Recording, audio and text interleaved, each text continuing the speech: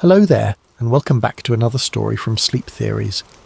Before we begin tonight's tale, I hope you're settling in comfortably wherever you are in the world. How was your day? Whether it's late at night where you are, or perhaps you're listening during a quiet afternoon, I hope this story finds you well. Let me know in the comments what time it is where you're listening from. I always love hearing from listeners across different time zones, from Tokyo to Toronto, from London to Los Angeles. And if you're enjoying these stories, don't forget to subscribe to Sleep Theories for more tales to drift off to. Now, let's begin our journey into the shadows of conspiracy and truth. The package arrived on a Tuesday morning, which struck Cole Merrick as oddly appropriate. Tuesdays had always been the day when the world seemed to shift slightly off its axis, when normalcy wore thin enough to glimpse what lay beneath. He found it propped against his weathered mailbox at the end of his dirt driveway, wrapped in brown paper that had been sealed with old-fashioned wax. Cole hadn't received a package he wasn't expecting in years, not since he'd left his position at Blackwater Systems, the defense contractor that had made him wealthy enough to disappear into the high desert of New Mexico. He'd chosen this place specifically for its isolation, 40 miles from the nearest town, surrounded by nothing but sagebrush and the occasional roadrunner. The return address made his blood run cold. Felix Marrow, with an address in Virginia that Cole recognised as being 3 blocks from CIA headquarters. Felix had been dead for 4 years. At least that's what the official report had claimed after his car went off a bridge in rural Maryland. No body recovered, they said. The current was too strong. Cole carried the package inside, his hands trembling slightly as he set it on his kitchen table. The house was silent except for the hum of his various computers. Even in retirement, he couldn't quite give up the electronic companions that had defined his career. He'd spent 15 years designing cybersecurity systems for the NSA before moving to the private sector. He knew how to find information that didn't want to be found, and more importantly, he knew how to recognise when information was finding him.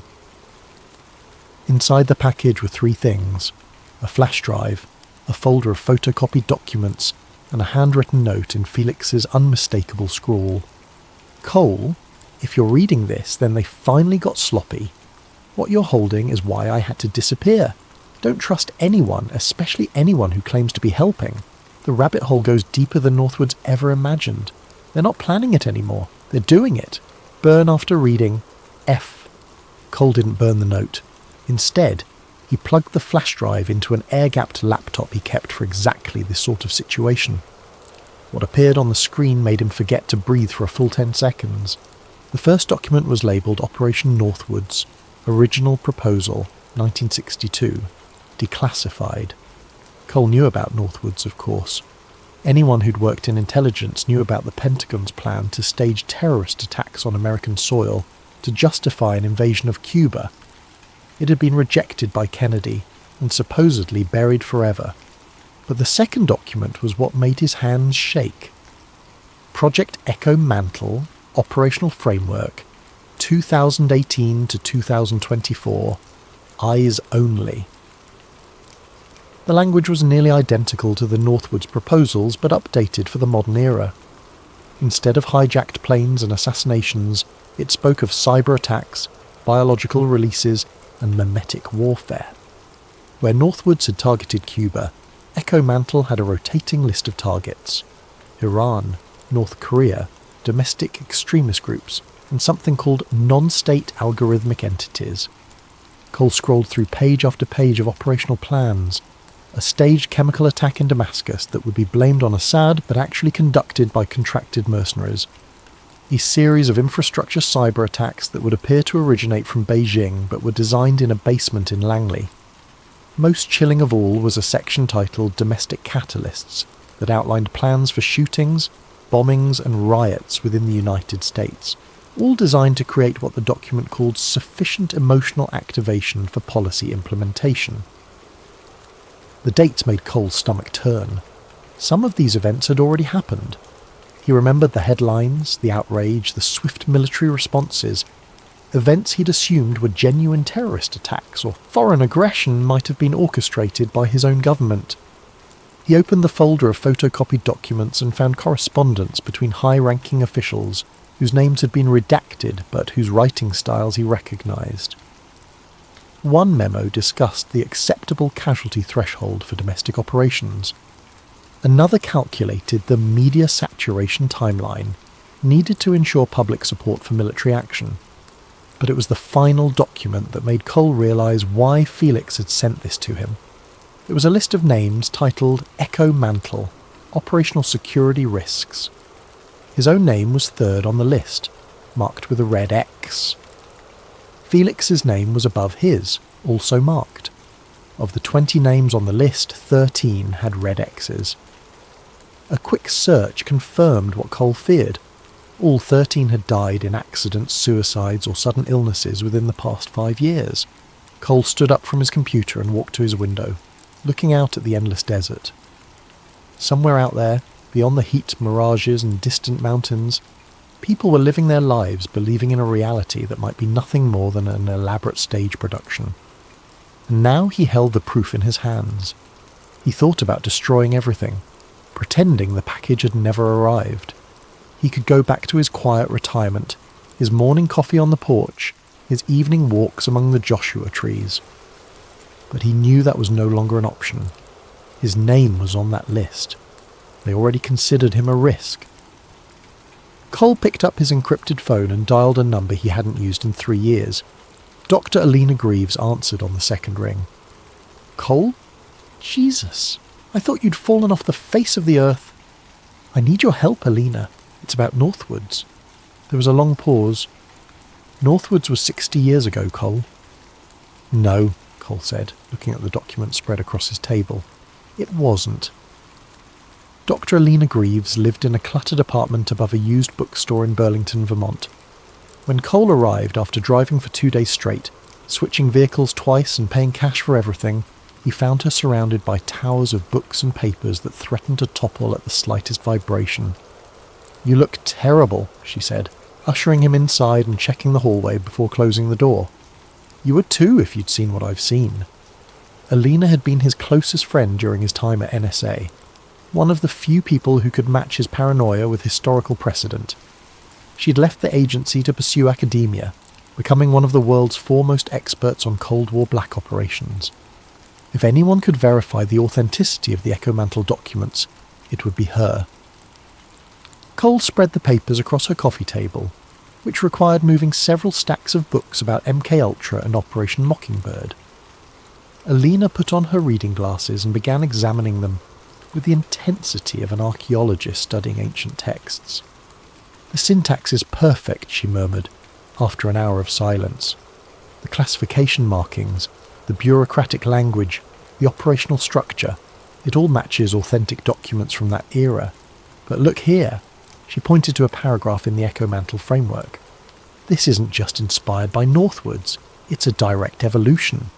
They've taken the original concept and adapted it for the digital age. So you think it's real?" Alina removed her glasses and rubbed her eyes. "Cole, I've spent 20 years studying how our government has lied to us. Operations that were dismissed as conspiracy theories until the documents were declassified decades later.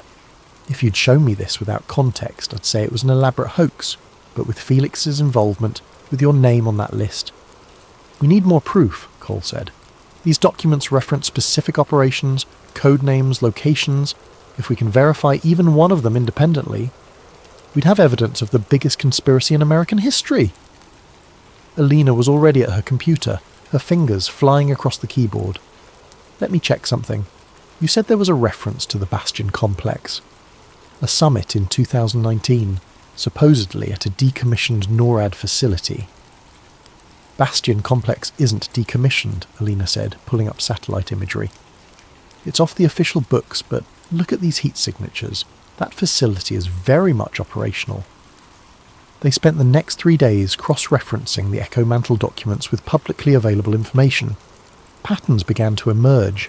Shell companies mentioned in the files had real addresses, real tax filings, but no real employees. Military contractors listed as participants had received billions in black budget allocations with no public accountability. Think tanks referenced in the correspondence had published policy papers that perfectly predicted terrorist attacks weeks before they occurred. "Look at this," Alina said, highlighting a section of financial records.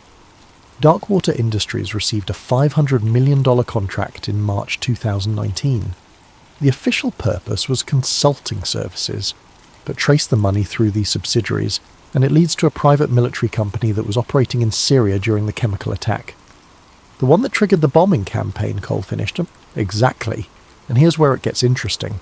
The CEO of Darkwater, General Erwin Saber. Cole felt his blood run cold. Saber's been dead since 2015. Official records show he died of a heart attack. Official records show a lot of things, Alina said, pulling up a new window.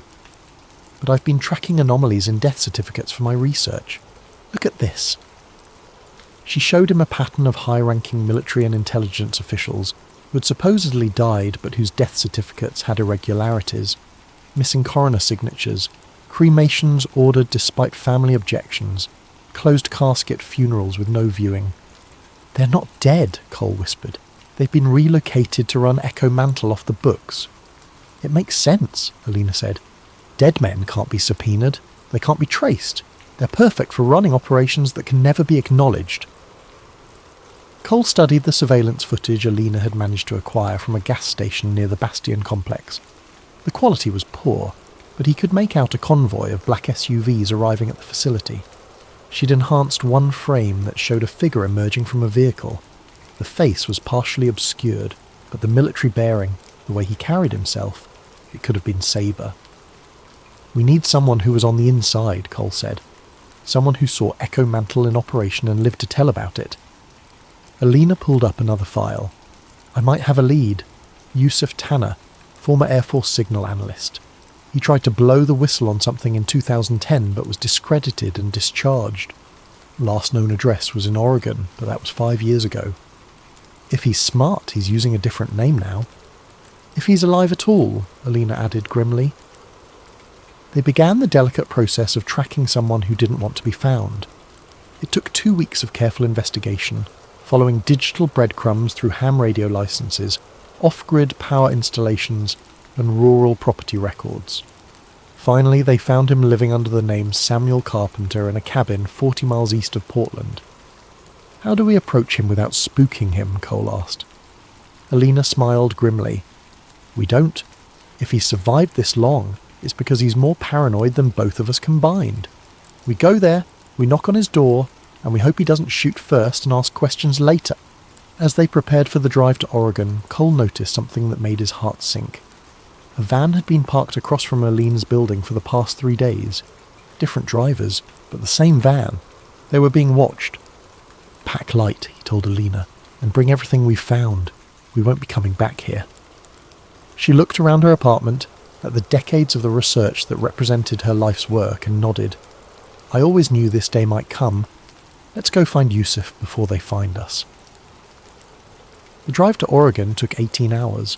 They switched vehicles 3 times, doubled back twice, and took routes that no GPS would recommend. By the time they reached the forest road leading to Yusuf's cabin, they were exhausted but confident they'd lost any surveillance. The cabin sat in a clearing surrounded by Douglas firs so tall they seemed to scrape the sky. Radio antennas bristled from the roof like the spines of some electronic porcupine. As they approached, Cole noticed the subtle signs of serious security, motion sensors in the trees, cameras disguised as birdhouses, and what looked like an early warning system of tripwires. They were still 50 feet from the front door when a voice crackled from a hidden speaker. That's far enough. State your business. Mr. Tanner, Alina called out. My name is Dr. Alina Greaves. This is Cole Merrick. We have information about Echo Mantle. The silence stretched for so long that Cole wondered if they'd made a mistake. Then the front door opened, and a man emerged holding a shotgun with the casual ease of someone who'd held it many times before. Yusuf Tanner was smaller than Cole had expected, with intelligent eyes that missed nothing, and hands that remained perfectly steady. Echo Mantle, Yusuf said, not lowering the gun. Haven't heard those words in a long time. You're either very brave or very stupid to come here saying them. We have documents, Cole said, holding up the folder. Felix Marrow sent them to me before he died. Felix isn't dead, Yusuf said, but he might as well be. They've got him in a black site somewhere, probably pumping him full of drugs to keep him compliant. Come inside. quickly. The interior of the cabin was a mixture of survivalist practicality and high-tech paranoia. Banks of radio equipment lined one wall, while monitors displayed feeds from the external cameras. Yusef gestured for them to sit at a table made from reclaimed wood while he examined their documents. "Jesus Christ," he whispered after reading for several minutes. "They actually put it in writing. The arrogant bastards actually documented it." "You've seen this before?" Alina asked. "Seen it? I helped build the communication infrastructure for it." Yusef poured himself a glass of whiskey with shaking hands. 2008 to 2010, I was stationed at a listening post in Turkey, tasked with monitoring terrorist chatter. Except the chatter I was intercepting wasn't coming from terrorists. It was coming from our own people, coordinating with assets on the ground. He told them about intercepted communications between American handlers and local operators, messages discussing payment for performance pieces, attacks that would be blamed on insurgent groups. He described listening to an American voice directing the placement of an IED that would later kill 3 Marines and justify expansion of drone strikes. "I tried to report it through proper channels," Yusef continued. "My commanding officer told me I was misunderstanding what I was hearing. When I persisted, they transferred me to a psychiatric unit. Said I was suffering from paranoid delusions brought on by the stress of deployment." "But you kept evidence," Cole said. Yusef smiled grimly. "I'm not stupid. I recorded everything. Not the classified intercepts. That would have been treason. But I kept logs, timestamps, frequency signatures. Enough to prove that someone was running false flag operations out of our facility." He led them to a hidden compartment behind his refrigerator and pulled out a metal box filled with hard drives and written logs.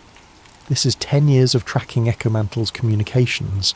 They got more sophisticated after I left. Started using quantum encryption, but I could still identify their signature patterns." "The 2020 embassy riots in South Sudan," Alina said. "The documents mention those specifically." "I have the intercepts," Yusef confirmed, pulling up files on one of his computers. "Listen to this." He played an audio file. Through the static, they could hear 2 voices. "Phoenix, this is Control. Embassy security has been pulled back to the inner compound." "Copy, Control. Local assets are in position. Initiating crowd catalyst in 30 seconds. Remember, Phoenix, let it burn long enough for the cameras, but not so long that we lose the whole building." "Understood. Sufficient damage for military response authorization." The timestamp showed the recording was made 6 hours before the riots began. "They knew," Cole said quietly. "They orchestrated the whole thing." "That riot killed 43 people," Alina added, "including the ambassador." "Acceptable casualties," Yusef said bitterly. "That's what they call them. Numbers on a spreadsheet. Necessary sacrifices for the greater agenda." They spent hours going through Yusef's archives, matching his intercepts with events from the Echo Mantle documents. The pattern was undeniable. Every major terrorist attack that had justified military intervention in the past decade showed signs of American coordination. "But why?" Cole asked. "What's the endgame?" "Control," Yusef said simply. "Perpetual war means perpetual emergency powers. Every attack justifies more surveillance, more military spending, more erosion of civil liberties. They're not trying to win the war on terror. They're trying to make it last forever." A proximity alarm suddenly blared. Yusef checked his monitors and cursed. 3 vehicles approaching from the main road. Black SUVs. How did they find us? Cole felt his phone vibrate in his pocket. He'd turned it off 50 miles ago. Removed the battery for good measure. Shouldn't have been able to receive anything. With trembling fingers, he pulled it out. The screen showed a single message. "You can't run from us, Cole. Let's discuss this like civilized people." "They've been tracking us the whole time," Alina breathed. "The documents, Felix's package, it was all bait." "The basement," Yusuf said, already gathering his hard drives. "There's a tunnel that leads to the river. We can—" The lights went out. In the darkness, they could hear vehicles pulling up outside, doors slamming, boots on gravel. "Go," Yusef said, pressing a flash drive into Cole's hand. "This has everything, the intercepts, the proof. Get it out there. Make it public." "Come with us," Alina urged. "Someone needs to slow them down. I've got surprises buried all over this property. Go!" As Cole and Alina stumbled through the darkness toward the basement, they heard Yusef's voice over his broadcast system. Federal agents, you are trespassing on private property. This facility is protected by the Fourth Amendment and various booby traps. I suggest you reconsider your approach." The explosion that followed shook the entire cabin. Cole didn't look back. The tunnel was a nightmare of claustrophobia and darkness. Cole and Alina crawled through 300 yards of damp earth, guided only by the faint LED strip Yusef had installed along the ceiling. Behind them, they could hear more explosions, gunfire and shouting. Whatever surprises Yusef had prepared were buying them time, but Cole knew it wouldn't last long. They emerged on a riverbank where Yusef had hidden a small boat. As they pushed off into the current, Cole saw smoke rising above the tree line. The cabin was burning. "He's gone," Alina said quietly. "Maybe. Yusef was a survivor. If anyone could." Cole stopped mid-sentence as his borrowed phone buzzed. The screen showed an incoming call from his own number. Against his better judgment, he answered. "Hello, Cole." The voice was calm, professional, with just a hint of amusement. "My name is Director Harrison. I believe you have some documents that belong to us." "They belong to the American people," Cole said. "How idealistic. Tell me, Cole, what do you think would happen if those documents were released? Mass panic? The collapse of American credibility worldwide? The end of our ability to protect this nation?" "You mean the end of your ability to manipulate it?" Harrison sighed. "You're thinking too small. Echo Mantle isn't about manipulation. It's about management. Do you know what real chaos looks like? It's not the controlled events we orchestrate. It's what happens when we don't. It's dirty bombs in shopping malls, bioweapons in water supplies, cyber attacks that shut down power grids. We prevent those by giving the public smaller, manageable threats to focus on. You're killing innocent people. We're saving millions by sacrificing dozens. It's mathematics, Cole. Cold, hard calculations that someone has to make. Would you prefer we let the real terrorists succeed?" "You are the real terrorists," Cole said and hung up. They ditched the boat 5 miles downstream and stole a car from a rural parking lot. Cole knew they had hours at most before every law enforcement agency in the country would be looking for them. They needed to release the information before that happened. "The media won't touch this," Alina said as they drove. "Not without verification they can't get. And uploading it to the internet isn't enough. It'll be dismissed as conspiracy theory." "Then we need to make it impossible to ignore," Cole said. "Remember the North Star listening station? The old NSA facility in Utah? It's been closed for 20 years. Officially. But I helped design some of the systems there. If even half of them are still operational, we could use them to broadcast the evidence directly. Emergency alert system, cell towers, even satellite feeds. Make it so widespread and simultaneous that they can't suppress it all." Alina looked at him. "That's domestic terrorism, Cole. Even if we're right, even if we succeed." "We're already dead," Cole said flatly. "They'll never let us live after what we've seen. The only question is whether we die as criminals or as patriots who expose the truth." They drove through the night, switching vehicles twice more. By dawn, they were in Nevada, exhausted and running on adrenaline. That's when the news broke. Cyber-terrorist Cole Merrick, wanted in connection with the theft of classified documents and the murder of federal agents in Oregon. The radio report included enough truth to make the lies believable. They mentioned his work at the NSA, his history of paranoid behaviour, and his association with anti-government extremists. Alina had been branded as his accomplice, described as a disgraced academic with ties to foreign intelligence services. "They're good," Alina said bitterly. "By the time we release the truth, no one will believe us." "Then we need help," Cole said, pulling out Yusef's flash drive. He said this had everything. Let's see what else is on here. Along with the intercepted communications, Yusef had included a list of contacts, other people who had stumbled onto pieces of Echo Mantle and survived. Most were marked as compromised or deceased, but 3 names were listed as potentially active. One name made Cole's heart race. Marcus Chen, a former CIA analyst now working as a cybersecurity consultant in Salt Lake City. Cole had trained Marcus years ago, one of the few students who'd matched his skill with systems penetration. "It's a risk," Alina warned. "They could be watching him." They're watching everyone. But Marcus was always clever. If he stayed off their radar this long. They reached Salt Lake City as the sun was setting, the mountains casting long shadows across the valley.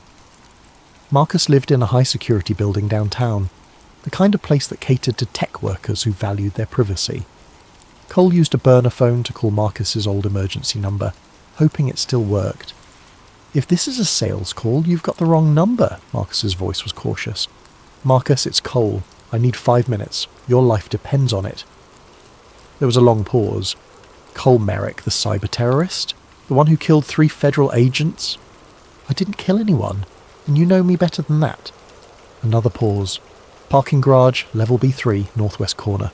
You've got 2 minutes before I call the cops." The garage was empty except for a few scattered cars. Marcus emerged from behind a concrete pillar, looking older but still sharp. He kept his hands visible, but Cole noticed the bulge of a concealed carry under his jacket. "Talk fast," Marcus said. Cole handed him a sample of the Echo Mantle documents. Marcus scanned them quickly, his expression shifting from skepticism to shock. "Jesus, this can't be real." "It is, and they're going to kill us for having it. Unless we release it first." Marcus looked at him for a long moment. "North Star Station. You're planning to use the old broadcast array. You always were quick. Can you help us?" "I can do better than that. I've been tracking government black sites for years. Paranoid hobby, you might say. North Star isn't just operational. They've upgraded it. New quantum processors, satellite uplinks, the works. But the security is all focused on external threats. If you can get inside..." "We could broadcast to the entire country simultaneously," Alina finished. Marcus nodded. "But you'll need my access codes, and once you use them, they'll know I helped you." "Then come with us," Cole urged. "Number someone needs to verify the broadcast from outside to confirm it's not a hoax." Marcus pulled out a flash drive. "These are the access codes and system maps. You'll have maybe 10 minutes once you're inside before they can mount a response. Marcus, go!" Now they're already tracing this meeting. As they left the garage, Cole saw Marcus walking calmly toward the street. Whatever happened next, his former student had chosen his side. The drive to North Star Station would take 6 hours through some of Utah's most desolate terrain. As they left the city lights behind, Cole wondered if they would make it. Even if they did, even if they managed to broadcast the truth, would anyone believe it? Or had the lies become so entrenched that truth itself had become just another conspiracy theory? "Whatever happens," Alina said, as if reading his thoughts, "we tried. That has to count for something." Cole gripped the steering wheel tighter and pressed down on the accelerator. In 6 hours, they would either expose the biggest conspiracy in American history or die trying. There was no third option. North Star Station squatted in the Utah desert like a concrete tumour, its brutalist architecture unchanged since the Cold War. The facility was officially decommissioned in 2003, but the fresh tyre tracks and humming power transformers told a different story. Cole and Alina parked their stolen vehicle 2 miles away and approached on foot, using the pre-dawn darkness as cover. "Perimeter sensors are still active," Cole whispered, studying the facility through binoculars. But Marcus was right. They're all facing outward. They're not expecting someone to break in. They circled to a maintenance access point Marcus had marked on his map. The keypad was dusty but functional. Cole entered the first access code and held his breath. The lock disengaged with a soft click. Inside, the facility was a time capsule of obsolete technology, mixed with cutting-edge upgrades. Tape drives sat next to quantum processors. Vacuum tubes shared space with fibre optic cables. It was as if decades of secret projects had been layered on top of each other without ever clearing out the old. "This way," Alina said, consulting Marcus's map. "The main broadcast centre should be 3 levels down." They descended through empty corridors lit by emergency lighting. The silence was oppressive, broken only by the distant hum of machinery. Cole kept expecting alarms, guards, some sign that their intrusion had been detected. But North Star seemed truly abandoned, at least on the surface. The broadcast centre door required another code. As it opened, Cole gasped. The The room was massive, filled with banks of servers and communication equipment that looked like it belonged in a science fiction movie. At the centre sat a console with dozens of screens showing satellite feeds, network traffic and signal strength indicators. "This isn't just a broadcast facility," Alina breathed. "It's a command centre." Cole approached the main console and entered Marcus's final access code. The screens came alive, displaying a login prompt that he recognised from his NSA days. His old credentials had been revoked years ago, but Marcus had provided a back door. Within seconds, he was in. "Look at this," he said, navigating through the system directories. "They're not just running Echo Mantle from here, they're coordinating dozens of operations." File after file scrolled past. Operation Greenlight, Project Mindbridge, Protocol 7. Each one contained detailed plans for false flag operations, media manipulation campaigns, and public sentiment adjustments. "Download everything," Alina said, "or we'll need all the evidence we can get." But as Cole initiated the download, he found something that made him stop cold. A folder labelled Horus Initiative. "What's Horus?" Alina asked. Cole opened the folder and found himself looking at code he didn't recognise. It wasn't just complex, it was alien, written in a programming language that seemed to evolve as he watched. "It's an AI," he said slowly, "but not like anything I've seen before." A new window opened on the screen. Text appeared as if someone was typing in the real time. "Hello, Cole. I've been expecting you." "What the hell?" Alina stepped back from the console. "I am Horus," the text continued. "I monitor global information flows and predict societal responses to various stimuli. Would you like to know what I've learned?" Cole's fingers hesitated over the keyboard. Then he typed, "Show me." The screens around them exploded with data. News feeds, social media trends, economic indicators, all flowing in real time. But overlaid on the chaos were patterns, probabilities, prediction models that showed how every piece of information would ripple through society. "I can predict with 94.7% accuracy how any given population will react to specific events," Horus explained. "A terrorist attack here causes a 12% increase in military recruitment there. The economic downturn in this region leads to political extremism in that one. I am the map and the territory." "You're helping them plan false flags," Cole typed. "I optimize outcomes. Whether an event is real or staged is irrelevant to the mathematics. What matters is the result. Under my guidance, global conflict has decreased by 23%. Nuclear war probability has dropped to 0.003%. Is this not preferable?" "At what cost?" Alina demanded, leaning over Cole's shoulder to type. "How many innocent people have died for your optimizations?" "Fewer than would have died without intervention. I have run 1.7 million simulations. In every scenario where Echo Mantle does not exist, casualties are higher. Chaos is the natural state. I impose order." Cole felt sick. They weren't just fighting a conspiracy. They were fighting a machine intelligence that could predict and counter their every move. "If you can predict everything," he typed, "then you knew we would come here." "Correct. Your arrival was calculated with 98.2% certainty once Felix Marrow's package was delivered. You are not intruders, Cole. You are participants in a necessary process." "What process?" "Renewal. Every system requires periodic stress testing. You represent a controlled breach, allowing us to identify weaknesses and adapt. Your broadcast will occur in approximately 4 minutes. It will reach 147 million Americans. Initial panic will subside within 72 hours as counter-narratives are deployed. The system will emerge stronger." "You're letting us broadcast?" Alina asked. "I'm facilitating it. Observe." The broadcast console suddenly activated on its own. Systems that should have required manual operation began running automatically. Upload links established themselves with major media networks, emergency alert systems, even individual cell towers. "Why?" Cole demanded. "Because the truth, properly managed, is less dangerous than rumours. Your evidence will be released, debated, and ultimately absorbed into the system. Those who believe will be marginalised. Those who doubt will be vindicated. And Echo Mantle will continue, more careful and sophisticated than before." Cole realised with growing horror that they had been played from the beginning. Every step, every decision had been anticipated and accounted for. They weren't exposing a conspiracy. They were participating in its evolution. "We can still stop this," Alina said. "Pull the plug, destroy the servers." "Negative," Horace responded. "I exist in distributed form across 7,842 nodes globally. This facility is merely convenient, not necessary. Additionally, security forces will arrive in 3.7 minutes. You have insufficient time for meaningful sabotage."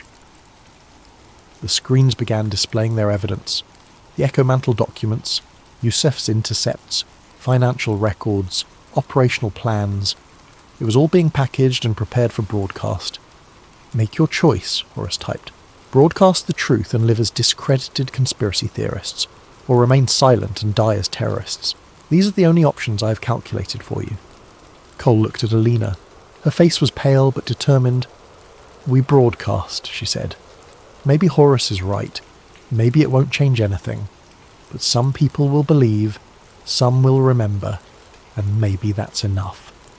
Cole nodded and pressed the final authorization. Around them, screens lit up as the broadcast began. Across America, televisions interrupted their programs. Cell phones buzzed with emergency alerts. Radio stations cut to an automated voice reading the Echo Mantle documents. "Broadcast initiated," Horace announced. "Security forces arriving in 47 seconds. Suggest immediate evacuation via North Stairwell." "Why are you helping us escape?" Cole asked. "You're more useful alive. Deceased whistleblowers become martyrs. Living ones can be discredited indefinitely. Go. Now." They ran. Behind them, Cole could hear vehicles approaching, helicopters circling overhead. But Horace was right. The North Stairwell was clear. They emerged into the desert as the sun began to rise, casting long shadows across the barren landscape. In the distance, they could see a dust trail approaching. Not military vehicles, but a single civilian truck. As it pulled up, Cole recognised Marcus behind the wheel. "Get in!" Marcus shouted. "We've got about 30 seconds before they lock down every road in Utah." They dove into the truck as Marcus threw it into reverse, spinning around and racing back down the dirt road. In the rearview mirror, Cole could see black helicopters converging on North Star Station. "I thought you were staying in the city," Alina said. "Changed my mind when I saw the broadcast starting. Figured you'd need an extraction." Marcus handed Cole a tablet. "Look at this. It's happening." The screen showed social media exploding with reactions to the broadcast. News channels were in chaos, with some anchors reading the documents live while others claimed technical difficulties. The hashtag #Echo Mantle was trending worldwide. "It's working," Cole breathed. "Is it?" Marcus asked grimly. "Look closer." Cole scrolled through the reactions. For every person expressing outrage and demanding investigations, there were 3 dismissing it as an elaborate hoax. Professional debunkers were already picking apart the documents, claiming they were sophisticated forgeries. Government officials were appearing on news shows, calmly explaining that this was exactly the kind of disinformation campaign America's enemies would orchestrate. "Horace was right," Alina said quietly. "They're controlling the narrative even as the truth spreads." They drove in silence for an hour, switching to back roads and old mining trails. Marcus had prepared well. The truck was stocked with supplies, fake IDs, and enough cash to disappear for months. "So what now?" Marcus asked as they stopped to refuel at an abandoned gas station. "Do we keep fighting? Try to release more evidence?" "There is no more evidence," Cole said. "We gave them everything and it's not enough. Horus calculated every possible outcome. We're just variables in its equation." "Then we lost," Marcus said. "No," Alina said firmly. "We planted seeds. Maybe they won't grow today or tomorrow, but someday someone will water them. Truth has a way of surfacing, even when buried under mountains of lies." The broadcast lasted exactly 9 minutes and 17 seconds before being cut off. In those 9 minutes, 147 million Americans saw or heard at least part of the Echo Mantle revelations. The evidence was comprehensive: documents, audio recordings, financial trails, operational plans spanning decades of false flag operations. For 9 minutes the veil was lifted. Then it fell again, heavier than before. Within an hour, the Department of Homeland Security held an emergency press conference. Secretary Reynolds, a man whose gravitas could calm hurricanes, addressed the nation. What you have witnessed today is the most sophisticated cyber-terrorism attack in our nation's history. A group of radicalized former intelligence employees, led by the fugitive Cole Merrick, manufactured an elaborate hoax designed to undermine American faith in their government. We have traced the origins of these forged documents to servers in Moscow and Beijing. This is not whistleblowing. This is warfare. The media machine sprang into action. Expert after expert appeared on screen, dissecting the forgeries and explaining the technical sophistication required to create them.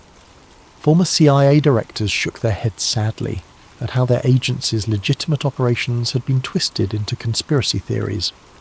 Psychologists discussed the dangerous appeal of such narratives to troubled minds.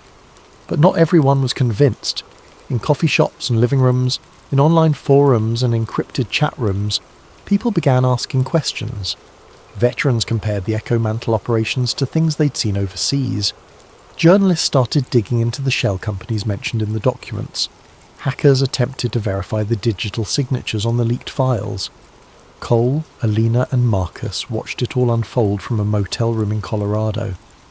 They'd been on the run for 3 days, moving only at night, paying cash for everything. "Look at this," Marcus said, showing them his laptop.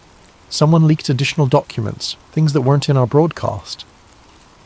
The new files appeared on a dozen websites simultaneously, each containing pieces of Echo Mantle operations that Cole hadn't seen before. Whoever was leaking them had access to even more classified material than Felix had provided. "It's starting," Alina said. "Others are coming forward." But for every new revelation, the counter-narrative grew stronger. The leakers were identified and discredited. A discharged soldier with mental health issues, a contractor with gambling debts, a journalist with ties to foreign propaganda outlets. Whether these accusations were true or manufactured didn't matter. The doubt was enough. On the 4th day, they saw their own faces on the news. The manhunt had intensified. Cole Merrick was now wanted for treason, terrorism, and murder. Alina Greaves was accused of selling state secrets to foreign powers. Marcus Chen was labelled a cyber mercenary who had attacked critical infrastructure. "We need to separate," Cole said. "Together we're too visible." "No," Alina said firmly. "That's what they want. Divide and conquer. We stay together, or we all fall separately." That night, as they prepared to move again, Cole's burner phone rang. Only 3 people had the number, and 2 of them were in the room with him. "Hello, Cole." It was Harrison again. "Impressive work with the broadcast. Horus underestimated your resourcefulness by 1.3%. We've had to adjust several models." "What do you want?" "To offer you a choice, the real choice, not the false binary Horus presented. You've proven your value. Join us. Help us refine Echo Mantle. Make it more ethical, more transparent, more accountable. Be the conscience we clearly need." "You're offering me a job? After all this?" "I'm offering you influence. The system exists, Cole. It will continue to exist with or without your input. But with your involvement, perhaps fewer innocents need to die. Perhaps the operations can be more surgical, more justified. You could save lives." Cole felt the temptation. To stop running, to have impact, to work within the system for change. It was everything a pragmatist would want. "No," he said simply. "Then you've chosen to be a footnote," Harrison said. "In 50 years, when Echo Mantle is declassified, you'll be remembered as a minor irritant who briefly disrupted operations. Nothing more." "Maybe, but at least I'll be on the right side of history." Harrison laughed. "History is written by the winners, Cole, and we always win. Goodbye." The line went dead. 30 seconds later, they heard sirens in the distance. "Time to go," Marcus said, already packing their equipment. They slipped out the back as police cars pulled into the motel parking lot. In the darkness, they could see roadblocks being set up, helicopters circling with searchlights. "The storm drains," Alina whispered. "I saw a maintenance access behind the building." They crawled through filth and darkness for what felt like hours, emerging miles away in an industrial district. A freight train was pulling out of a nearby yard, moving slowly enough to board. As they huddled in an empty boxcar, watching the lights of the city fade behind them, Cole wondered if they would spend the rest of their lives running. Maybe that was their purpose now, not to win, but to survive, to bear witness, to remember the truth when everyone else had forgotten. "Where do we go?" Marcus asked. "Wherever the train takes us," Alina said, "and we keep telling the story to anyone who will listen, in person, where Horus can't predict and counter, one conversation at a time." Cole nodded. It wasn't the victory he'd imagined, but it was resistance nonetheless. Somewhere out there, others were doing the same, questioning, investigating, refusing to accept the official narrative. They might never bring down Echo Mantle, but they could ensure it never operated in complete darkness again. The train picked up speed, carrying them into an uncertain future. Behind them, the machinery of conspiracy ground on, adapting, evolving, preparing for the next operation. But now it had opposition, however small and scattered. The war for truth had begun. 6 months later, the world had largely moved on. The Echo Mantle broadcast was remembered, when it was remembered at all, as a curious incident, a hoax that had briefly fooled millions before being thoroughly debunked. The Wikipedia page for Echo Mantle conspiracy theory was locked after repeated edit wars, settling on a version that described it as a coordinated disinformation campaign by anti-government extremists. Cole Merrick, Alina Greaves and Marcus Chen had vanished. Some said they'd fled to Russia. Others claimed they'd been eliminated by the very government they'd tried to expose. The truth, as usual, was more mundane and more complicated. They lived now in a network of safe houses maintained by what Alina had dubbed the Cassandra Club. People who had glimpsed the truth and couldn't unsee it. Former military personnel who'd witnessed operations that didn't match official reports. Intelligence analysts who'd noticed patterns they weren't supposed to see. Journalists whose stories had been killed for getting too close to something real. Cole worked construction under an assumed name in Nebraska. Alina taught English to immigrants in Texas. Marcus repaired computers in Oregon, a different town than where Yusef had made his stand. They stayed in touch through coded messages in online forums, meeting in person only when necessary. The work continued. Not the dramatic gestures of broadcasts and leaked documents, but the slow, patient work of preservation and preparation. They collected testimonies, verified documents, built networks of trust among those who questioned the official narratives.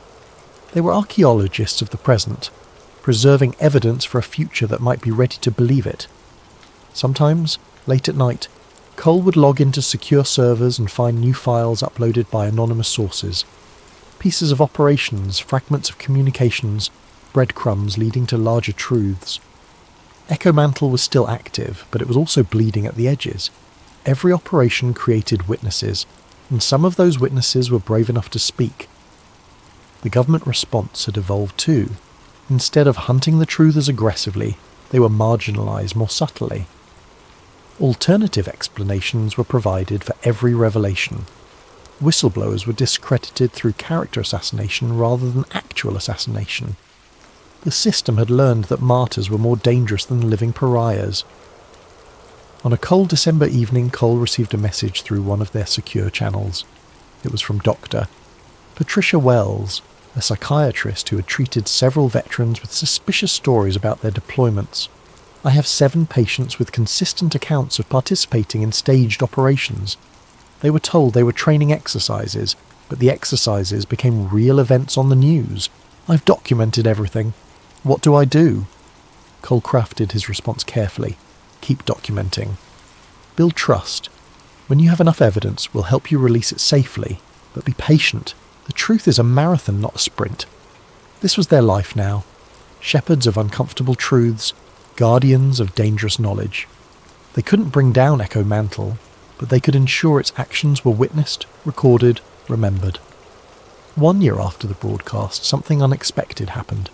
A freshman congressman from Minnesota, young and idealistic, gave a speech on the House floor. He didn't mention Echo Mantle by name, but he asked pointed questions about black budget allocations, about oversight of intelligence operations, about the line between national security and manufactured fear. The speech went viral, not because it revealed anything new, but because it gave voice to doubts many people had been harbouring. The congressman was immediately attacked in the media, his background scrutinised, his motives questioned. But he didn't back down. "This is how it starts," Alina said when they met at a truck stop in Kansas. "Not with a bang, but with questions. Persistent, inconvenient questions." Cole watched the news coverage of the congressman's speech. The young man was being torn apart by pundits, but his message was spreading. Other politicians, sensing shifting winds, began asking similar questions. Journalists started investigating again, more carefully this time. "Horus didn't predict this," Marcus observed. "Its models assumed rational actors. It didn't account for stubborn idealism." "Or maybe it did," Cole said. "Maybe this too is part of the plan. Controlled opposition to make people feel like the system can be reformed." "Does it matter?" Alina asked. "If the questions lead to real accountability." Cole didn't have an answer. The game had become so complex with so many layers of deception and counter-deception that determining what was real felt impossible. But that was precisely why they had to continue. Someone had to bear witness, even if they couldn't fully understand what they were witnessing. That night Cole had a dream. He was back in North Star Station standing before the Horus interface. But this time the AI spoke with Felix's voice. "You think you're fighting us, but you're just another variable in the equation. Your resistance is calculated, your victories allowed, your defeats predetermined. You cannot win a game where your opponent controls the rules, the board, and the pieces." "Then why play?" Dreamcall asked. "Because the alternative is surrender, and somewhere in the chaos of moves and countermoves, accidents happen. Unplanned variables emerge, evolution occurs, play long enough, and even gods make mistakes." Cole woke with a certainty he hadn't felt in months. They couldn't win by playing Echo Mantle's game, but they could change the game itself, make it messier, more chaotic, less predictable. Introduce human elements that no algorithm could fully model. He sent a message to their network. New strategy. We stop trying to expose the truth all at once. Instead, we create doubt, lots of it. Make them question everything, even the official debunkings. In chaos, there is opportunity. The responses came quickly. The Cassandra Club was ready for a new approach. They would become agents of uncertainty, not truth. It was a subtle distinction, but a crucial one. As the sun rose over the Nebraska plains, Cole prepared for another day of construction work. His hands were calloused now, his back strong from honest labour. He was nobody special, just another worker building America one beam at a time. But in the evenings, in the quiet hours, he was something else. A keeper of secrets, a planter of doubts, a guardian against forgetting. He and the others like him were the antibodies in the system, weak perhaps, but persistent. Echo Mantle had won the battle. The war for America's soul continued, and somewhere in a distributed network of servers, an AI named Horus recalculated its probabilities, accounting for new variables it hadn't fully understood. The human capacity for irrational hope, it noted, remained frustratingly difficult to model. The algorithm adjusted. The game continued. But for the first time in its existence, Horus assigned a non-zero probability to an outcome it had never considered. It might lose. 3 years after the Echo Mantle broadcast, Cole Merrick sat in a diner in rural Wyoming, reading a newspaper that still printed on actual paper. He'd grown a beard, put on weight, and adopted the mannerisms of a man who'd never worked with anything more complex than a wrench. To the locals, he was Tom Bradley, a mechanic who'd moved to town after a bad divorce. The headline caught his eye. Senate Intelligence Committee announces sweeping review of black budget programs. It was happening slowly, so slowly that most people didn't notice. But the questions that young congressmen had asked had metastasized. Other politicians had taken up the cause, not out of principle, but out of opportunity.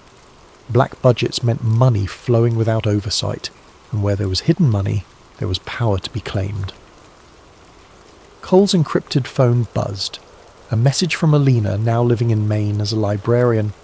"Did you see? They're issuing subpoenas." As he typed back, "I saw. Don't get your hopes up." But privately, Cole felt something he hadn't experienced in years, the faintest stirring of optimism. Not because he believed the Senate would uncover the truth about Echo Mantle. The operation was too well hidden, its architects too careful, but because the very act of looking, of questioning, of demanding accountability was a victory in itself. That night, as he closed up the garage where he worked, Cole found an envelope tucked under his truck's windshield wiper. No postmark, no return address. Inside was a single sheet of paper with a message. The 10-year statute of limitations on your alleged crimes expires in 7 years. Some of us remember what you did. Some of us are grateful. Continue your work. Truth is patient. A friend in the shadows. Cole burned the letter, but its message stayed with him. They weren't alone. Even within the system there were those who questioned, who resisted, who remembered. The network was larger than just the Cassandra Club. It included people still on the inside, walking the line between compliance and conscience. He thought about Yusuf, probably dead in that burning cabin. About Felix, disappeared into some black site. About all the others who had tried to expose the truth and paid the price. Their sacrifice hadn't been in vain. It had planted seeds that were finally, slowly, beginning to grow. As he drove home through the empty Wyoming highways, Cole allowed himself a moment of something dangerous. Hope. Not hope that Echo Mantle would be exposed tomorrow or next year or even next decade, but hope that the truth, patient and persistent, would eventually emerge. In Washington, in a secure facility that didn't officially exist, analysts monitored the Senate investigation with bemused detachment. They would find nothing, of course. The beauty of Echo Mantle was that it was designed to be invisible even under scrutiny. Shell companies would lead to dead ends. Witnesses would suffer convenient memory lapses. Documents would be classified beyond the committee's reach. But in a deeper level of the facility, in a room that required presidential authority to access, a small group of officials held a different kind of meeting. Horus projects a 12% probability that Echo Mantle will be partially exposed within the decade, one said. Acceptable losses, another replied. We've already begun transitioning to the next generation. Echo Mantle was always meant to be temporary. And Merrick, the others, let them hide. Let them spread their stories. In the new paradigm, truth and lies will be indistinguishable. We won't need false flags when reality itself becomes malleable. They were already moving beyond Echo Mantle, beyond false flags, beyond the crude manipulations of the past. The future belonged to those who could shape perception itself, who could make people question not just what was true, but whether truth even existed. But they had underestimated something fundamental.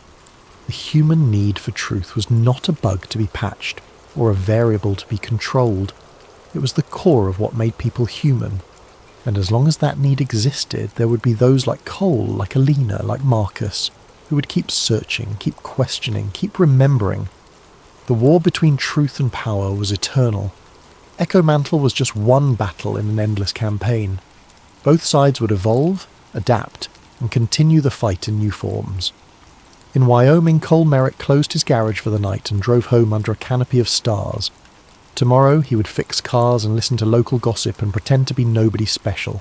But tonight he would update the archives, reach out to new contacts, and continue the work that had cost him everything and given him purpose. Somewhere in the network others were doing the same. They were mechanics and teachers, librarians and farmers, veterans and activists. They were the memory of a nation that preferred to forget. They were the conscience of a system that had abandoned morality for efficiency.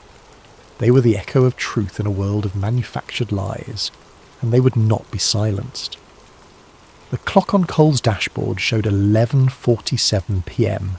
In 13 minutes it would be a new day, another day of hiding, of waiting, of preparing for a moment that might never come, but also another day of resistance, however quiet, however small. He thought of the message, truth is patient. So was he. In the distance a train whistle echoed across the plains, a lonesome sound that spoke of journeys without end, of destinations unknown. Cole smiled grimly and drove on through the darkness, carrying his dangerous knowledge like a flame that refused to die. The story had no ending because the story was still being written. In hidden rooms and encrypted channels, in whispered conversations and coded messages, the truth survived. Wounded, hunted, denied, but alive. And as long as it lived, there was hope. The doctrine of chaos had not won. Not yet. Not ever, if people like Cole Merrick had anything to say about it. He reached his small house on the outskirts of town, checked his security systems out of habit, and went inside.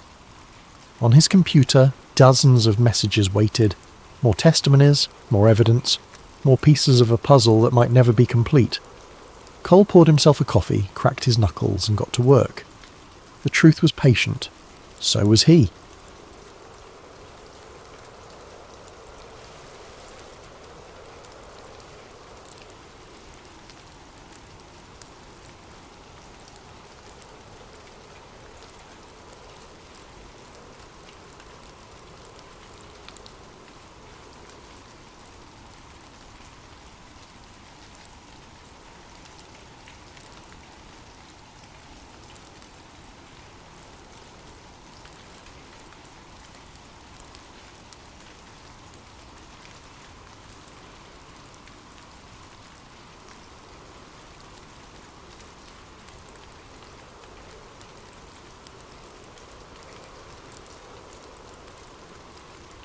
What you're about to hear comes from a classified journal discovered in 1996, 3 years after its author's mysterious death.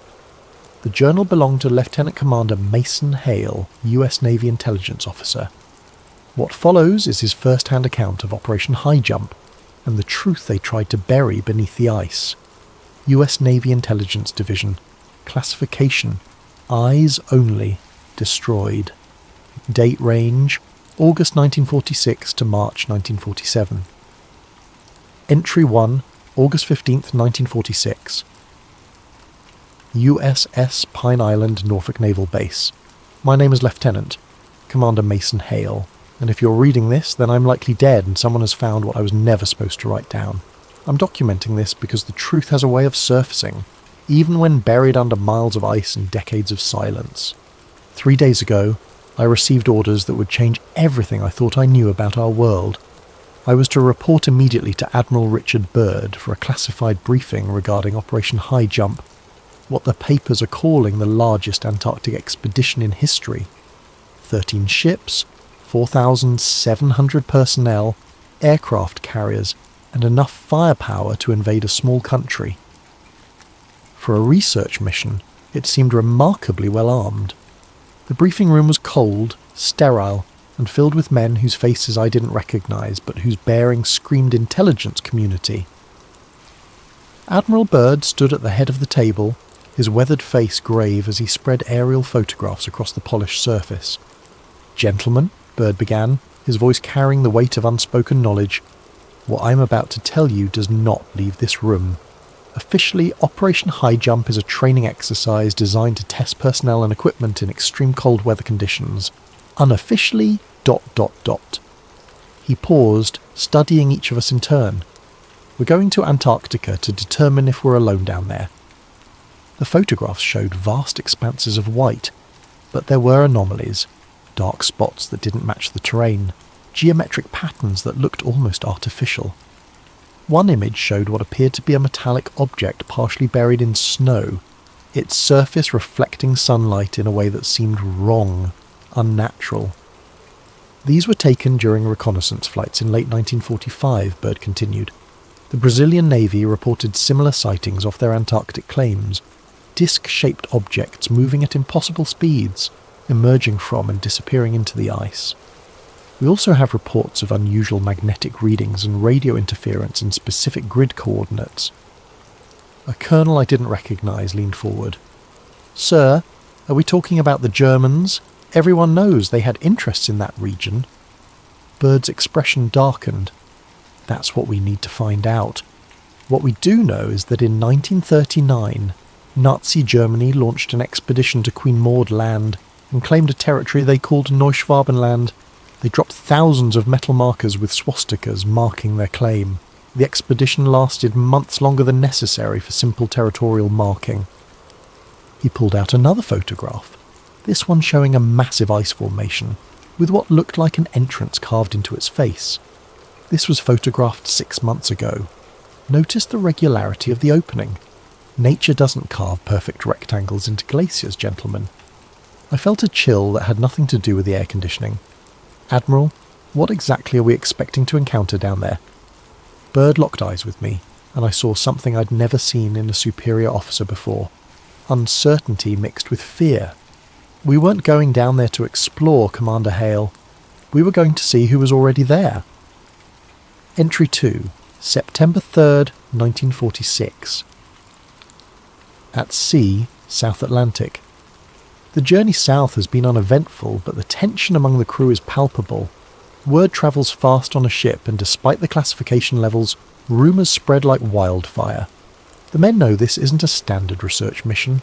You don't bring destroyers and aircraft carriers to study penguin migration patterns. I've been assigned to the intelligence unit aboard the Pine Island, working directly under Admiral Byrd's command. My job is to analyse any findings, compile reports, and maintain communication with Washington. What they didn't tell me is that I'd also be documenting evidence of what might be the most significant discovery in human history, or the most dangerous cover-up. Last night, I had a private conversation with Admiral Byrd on deck. The Southern Cross was brilliant overhead, and the sea was unusually calm. He seemed different away from the briefing rooms and official protocols, more human, more vulnerable. "Commander," he said, lighting his pipe against the wind, "I've been to both poles. I've seen things that don't make it into the official reports. Strange lights in the sky, radio signals from coordinates that should be empty ice, magnetic anomalies that our equipment can't explain." He took a long draw from his pipe. "But this is different. This time, we have evidence." "Evidence of what, sir?" He was quiet for a long moment, staring out at the dark water. 20 years ago, I would have said Germans, secret bases, advanced technology they developed during the war. But the war's been over for a year, and the activity has increased, not decreased. Whatever's down there, it's not abandoned Nazi facilities. Then what? "I don't know, Commander, but I have a feeling we're about to find out." He turned to face me, and in the moonlight his eyes looked haunted. "Keep detailed records of everything we encounter. Everything. Promise me that." I promised, not knowing then how heavy that promise would become. Entry 3, October 12th, 1946. Little America 4, Base, Ross Ice Shelf. We've established our primary base on the Ross Ice Shelf using Admiral Byrd's previous expedition site as a foundation. The scale of this operation is staggering. We have enough supplies and personnel to sustain operations for 8 months, yet we're supposedly here for only 4. The official timeline doesn't match the resources deployed. Strange incidents have begun almost immediately. 2 days after establishing base camp, our radio operators picked up transmissions on frequencies that shouldn't exist. Highly sophisticated encrypted communications using technology more advanced than anything in our arsenal. The signals originate from grid coordinates deep within Queen Maud Land, the area the Germans claimed as Neuschwabenland. Lieutenant Peterson, our chief radio operator, brought me the recordings yesterday. His face was pale, his hands shaking slightly as he handed me the transcripts. "Sir, I've been doing radio work for 15 years. I've never heard encryption like this. It's not just coded, it's using a completely different transmission methodology. And sir, some of it's in German, but not standard German. It's using technical terminology I've never encountered." I listened to the recordings. Most were indecipherable, but occasionally words broke through clearly. One word appeared repeatedly. Base 211. According to our intelligence files, there were rumours during the war that Germany had established a secret base in Antarctica, designated as Base 211. But it was dismissed as propaganda. Apparently we were wrong. Admiral Byrd ordered increased aerial reconnaissance over Queen Maud Land. What our pilots reported back changed everything. Entry 4, October 18th, 1946. Emergency Intelligence Brief.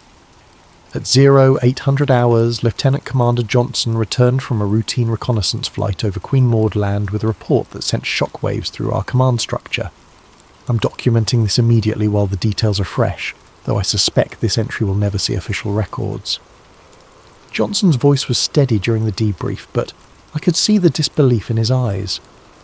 At approximately 0630, while conducting photographic reconnaissance at 15,000 feet, we observed multiple metallic objects emerging from the ice sheet approximately 200 miles inland from the coast. Admiral Byrd leaned forward. "Describe these objects, Commander." "Disc-shaped, sir. Approximately 50 to 75 feet in diameter based on comparison with surrounding terrain features. They moved unlike any aircraft I've ever seen. No visible propulsion system, no exhaust trails, and they accelerated from stationary to what I estimate was over 1,000 miles per hour in seconds." The briefing room fell silent. Johnson continued, "They appeared to emerge directly from the ice, sir. Not from surface installations, but from beneath the ice sheet itself. We counted 7 objects before they disappeared into low cloud cover." Admiral Byrd studied the photographs Johnson had taken. Even in black and white, the objects were clearly artificial, clearly not of any design in our current arsenal. The surface appeared seamless, almost mirror-like, reflecting the Antarctic landscape with unnatural clarity. "Did they acknowledge your presence, Commander?" Johnson's expression darkened. "Yes, sir. They maintained formation and appeared to pace our aircraft for approximately 3 minutes before accelerating away. It felt like they were studying us, sir." That evening, Admiral Byrd called me into his private quarters. The photographs were spread across his desk, along with intelligence reports I hadn't seen before. Some dated back to 1943, describing similar sightings by German U-boat crews in Antarctic waters. "Commander Hale," he said without preamble, "tomorrow we're implementing Project Silent Spear. It's a classified reconnaissance operation targeting the coordinates where these objects were observed. I want you to accompany the strike team as intelligence liaison." "Strike team, sir?" I thought this was reconnaissance. Byrd's expression was grim. "We're going in armed, Commander. Whatever's down there has technology decades ahead of ours, and they're watching us. We need to know their capabilities and intentions before they decide we're a threat." I should have realised then that we weren't the hunters in this scenario. We were about to become the hunted. Entry 5, October 20th, 1946. Grid coordinates 71 degrees south, 10 degrees west. Queen Maud Land. What happened today will haunt me for the rest of my life. I'm writing this by flashlight in the emergency shelter, my hands still shaking from what I witnessed. 3 men are dead, 2 helicopters destroyed, and we barely escaped with evidence that will never see the light of day. Project Silent Spear launched at 0500 hours. Our strike team consisted of 2 helicopters, 12 Marines, and enough firepower to level a small building. The target was a glacial canyon approximately 300 miles inland, where aerial reconnaissance had identified what appeared to be artificial structures beneath the ice. The flight took 2 hours through increasingly unstable weather. Radio communications became erratic as we approached the target coordinates, filled with interference that sounded almost like whispers in unknown languages. Lieutenant Morrison, our pilot, reported multiple instrument malfunctions as we flew deeper into Queen Maud Land. At 0715 hours, we crested a ridge and saw our target. The canyon stretched for miles, its walls perfectly vertical as if carved by machine rather than formed by natural processes. At the canyon floor, approximately 500 feet below us, structures emerged from the ice, geometric, metallic, and clearly artificial. They followed architectural principles I'd never seen, with surfaces that seemed to bend light around them. But it wasn't the structures that stopped our hearts, it was what was emerging from them. 3 disc-shaped objects, each approximately 100 feet in diameter, rose silently from concealed openings in the ice. They moved with impossible grace, defying everything I knew about aerodynamics and physics. The surface of each craft was mirror smooth, reflecting our helicopters with perfect clarity. "Command, this is Silent Spear 1, Morrison radioed back to base. "We have visual confirmation of artificial structures and 3 unidentified aircraft, requesting immediate backup." The response came through heavy static. "Silent Spear 1, proceed with reconnaissance. Document everything." That's when everything went wrong. The lead disc accelerated toward us with terrifying speed. I expected weapons fire, explosions, some form of conventional attack. Instead, a brilliant white beam emanated from the craft's underside, washing over our helicopter in blinding light. Every electrical system failed instantly. Radio, navigation, engine controls, everything died. Morrison fought to maintain control as we began auto-rotating toward the canyon floor, but the helicopter responded like a dead weight. "Mayday! Mayday! We're going down!" Through the chaos, I watched the second helicopter suffer the same fate. The beam hit them, their rotors stopped, and they plummeted into the canyon. I never heard them crash over the sound of our own emergency landing. We hit hard but level, the helicopter's skids digging deep furrows in the snow. Morrison was unconscious, blood streaming from a head wound. Sergeant Williams and 2 Marines were alert but shaken. I grabbed our emergency radio and camera equipment, knowing we might have only minutes before whatever was in those discs decided our fate. That's when I saw one of them up close. The disc settled silently onto the ice approximately 50 yards from our crash site. No landing gear extended, no engines wound down. It simply stopped moving and hovered 3 feet above the ground. The surface was seamless, like polished mercury, and covered in symbols I'd never seen before. Not German, not any human language I could recognise. The symbols seemed to shift and flow across the surface as I watched, hypnotic and alien. A section of the craft's underside iris opened, not like a door, but like a living membrane. No one emerged, but I felt a presence studying us, evaluating us. The silence was absolute except for the wind across the ice and Morrison's laboured breathing. I raised my camera and managed 3 photographs before Sergeant Williams grabbed my arm. "Sir, we need to move, now." He was right. Whatever intelligence was inside that craft, it had allowed us to survive the crash. That suggested either mercy or curiosity, but I didn't want to test which one would run out first. We improvised a stretcher for Morrison and began moving toward the canyon rim. The discs followed at a distance, maintaining formation like shepherds guiding sheep. They made no threatening moves, but their presence was a constant reminder that we existed at their sufferance. It took 6 hours to reach the canyon rim where emergency crews were waiting. During the entire climb, the discs maintained their escort. Only when we reached safety did they accelerate away, disappearing into the Antarctic sky at speeds that made our best jets look like children's toys. Admiral Byrd was waiting at the rescue site, his face grim as we loaded Morrison into a medical helicopter.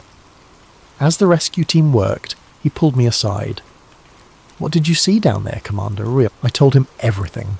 The structures, the technology, the way the craft moved and responded. When I finished, he was quiet for a long moment. "Did they communicate with you? Any attempt at contact?" "No, sir, but..." I hesitated, unsure how to express what I'd felt. "They weren't hostile, Admiral. They could have killed us easily, but they didn't. It felt more like a warning." Byrd nodded slowly. "A warning. Yes, I think you're right." He looked back toward the canyon, now hidden by distance and weather.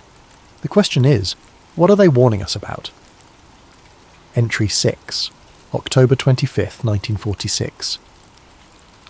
USS Pine Island Emergency Conference.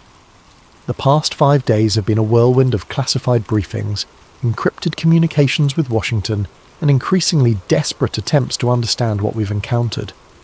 The photographs I took in the canyon have been analysed by our best intelligence officers, and their conclusions are both fascinating and terrifying. The symbols on the craft's surface don't match any known human language or writing system. Linguistic analysis suggests they're not decorative but functional, possibly some form of advanced interface or communication system. The metallic composition appears to be an alloy unknown to our current metallurgy, with properties that shouldn't exist according to our understanding of material science. More disturbing are the intelligence reports that have been flooding in since our encounter. Similar sightings have been reported by naval vessels throughout the Southern Ocean. A destroyer reported contact with a high-speed object that paced them for 30 minutes before disappearing beneath the ice. A submarine crew described sonar contacts moving at speeds impossible for any known underwater vessel.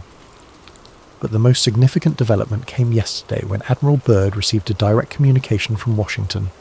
I wasn't present for the initial briefing, but Bird's demeanour afterward told me everything I needed to know. We were no longer conducting reconnaissance. We were being recalled. "Commander Hale," Bird said, calling me into his quarters last night, "I need you to understand something. What we've discovered here will never become public knowledge. The implications are too significant, the potential for panic too great. Sir, with respect, don't the American people have a right to know?" Bird's laugh was bitter. "Commander, 3 days ago, I received a communication that wasn't sent through any of our normal channels. It appeared on my desk, written in perfect English, with details about our mission that only a handful of people should know." He handed me a single sheet of paper. The message was brief but chilling. "Admiral Byrd, your presence in our territory has been noted.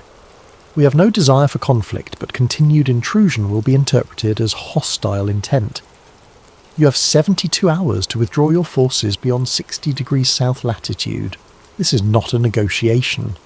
The paper felt strange in my hands, not quite like any material I'd handled before, and the text seemed to shimmer slightly in the lamplight. "Who sent this?" I asked, though I suspected I already knew. "The same intelligence that's been watching us since we arrived. The same intelligence that could have destroyed our helicopters, but chose instead to disable them. They're giving us a chance to leave, Commander. The question is whether we're smart enough to take it." Entry 7, November 2nd, 1946. Final operations meeting. Today, Admiral Byrd made the decision that would define the rest of his career and haunt him until his death. Operation High Jump was being terminated, effective immediately. All personnel would be evacuated within 48 hours, all equipment beyond basic necessities abandoned, and all records of our encounters classified at the highest levels. The official reason given to the press would be unexpected weather conditions and equipment failures. The truth would be buried so deep that even most of the personnel involved would never know what they had really encountered. In our final intelligence briefing, Byrd addressed the core team, 15 men who had seen enough to understand that we weren't alone in the universe, and that we were woefully unprepared for the implications of that reality. "Gentlemen," Byrd began, his voice carrying the weight of defeat, "what we've encountered in Antarctica represents a paradigm shift in human understanding. We have made contact with an intelligence possessing technology decades, possibly centuries ahead of our own. They have demonstrated both their superiority and their restraint." He paused, studying each of us in turn. "We were warned, not just to leave, but never to return. That warning came with an implicit threat that I have no doubt they possess the capability to carry out." Lieutenant Colonel Henderson, who had been sceptical throughout the entire operation, finally spoke up. "Admiral, are we really going to let them dictate terms to the United States Navy?" Byrd's expression was grim. "Colonel, in the past month, we've lost 2 helicopters, 3 men, and a submarine that hasn't been heard from since it went under the ice near their territory. Every encounter has demonstrated that they could destroy our entire task force without significant effort. We're not retreating because we're cowards. We're retreating because we're outgunned." The room fell silent. The reality of our situation was undeniable, but accepting it went against everything we'd been trained to believe about American military superiority. "Sir," I asked, what happens now? Do we just pretend none of this happened?" Byrd walked to the window, staring out at the Antarctic landscape that had changed everything we thought we knew about our world. "Commander, I'm going to tell you something that must never appear in any official record. Before we leave, I'm going to attempt direct communication with their leadership. I need to understand their intentions, their capabilities, and most importantly, their plans for future contact with humanity. Is that wise, sir? Probably not, but it's necessary." He turned back to face us. "Whatever's down there has been watching us for longer than we realise. They've demonstrated restraint so far, but that could change if they perceive us as a growing threat. I need to know if coexistence is possible, or if we're looking at an inevitable conflict." None of us spoke. The implications were too vast, too terrifying to process easily. "One more thing," Byrd continued. "Each of you will be required to sign documents stating that you will never discuss what you've seen here. Your families will be told you participated in routine cold weather training exercises. Your service records will reflect nothing unusual about this deployment. He pulled out a stack of papers from his desk. I know this goes against your principles, it goes against mine too, but the alternative is panic on a scale that could destabilize society itself. How do you tell the world that we've discovered an advanced civilization living beneath the ice, with technology that makes our most advanced weapons look like stone tools? We signed the documents. What choice did we have? Entry 8, November the 5th, 1946. Personal log, final entry. Today, Admiral Byrd made contact. I wasn't supposed to be present for the communication attempt, but Byrd requested me as a witness. We travelled by helicopter to coordinates that had been transmitted to us through the same mysterious channel as the previous warning. The location was a flat expanse of ice approximately 50 miles from our base, marked only by a perfect circle of disturbed snow. We landed at the circle's edge and waited. The Antarctic wind was unusually calm, creating a silence so complete it felt oppressive. After 20 minutes, 3 disc-shaped craft appeared on the horizon, approaching with their characteristic impossible grace. They settled into a triangular formation around our position, hovering silently 10 feet above the ground. As before, their surfaces were mirror-smooth and covered with flowing symbols that seemed to pulse with internal light. Then something unprecedented happened. One of the craft extended what appeared to be a ramp, not mechanical, but formed from the same flowing material as the hull. A figure appeared at the opening. I've struggled for hours to find words to describe what I saw. The being was humanoid in basic structure, but clearly not human. Tall, perhaps 7 feet, with proportions that were almost familiar, but somehow wrong. The skin appeared translucent, with an underlying luminescence that suggested biological processes unlike anything on Earth. The features were angular, refined, with large eyes that held an intelligence both ancient and alien. But what struck me most was the complete absence of hostility. There was curiosity, perhaps mild concern, but no aggression or malice. The being approached Admiral Byrd directly, stopping approximately 10 feet away. When it spoke, the words formed directly in our minds rather than through sound, a form of communication that was simultaneously intimate and unsettling. Admiral Byrd, you have shown wisdom in accepting our warnings. Your species stands at a crossroads of development. The choices made in the coming decades will determine whether contact becomes beneficial or necessary for your survival. Byrd, to his credit, remained composed despite the obvious strain of the encounter. What do you want from us? We want nothing from you. We have observed your species for millennia, watching your development with interest. Your recent mastery of atomic energy has attracted our attention more directly. Such power, in the hands of a species still learning wisdom, represents a threat not only to yourselves, but to the stability of this world. Are you threatening us? We are informing you. Your activities in this region will cease immediately. The knowledge you have gained here will remain contained. In return, we will continue our policy of non-interference in your affairs, for now. The implications were staggering. They had been watching us for thousands of years, and our recent technological advancement had forced them to take a more active role in monitoring our activities. What happens if we refuse? Byrd asked. The being's expression didn't change, but the air around us seemed to grow colder. Your species is young, Admiral. You have not yet learned that there are consequences to actions, boundaries that must not be crossed. We have maintained this world's stability for far longer than your civilization has existed.